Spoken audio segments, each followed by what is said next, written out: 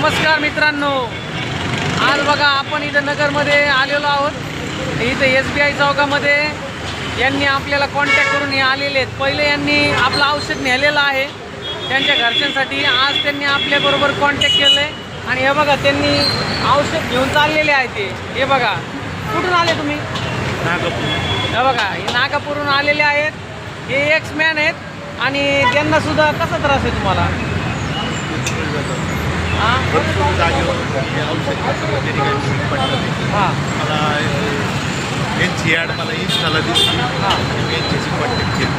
बरं, चालेल। आणि तुमच्या मॅडमला कसा फरक आहे? घरी गेला होता, वडिलांना होता, कसा फरक आहे?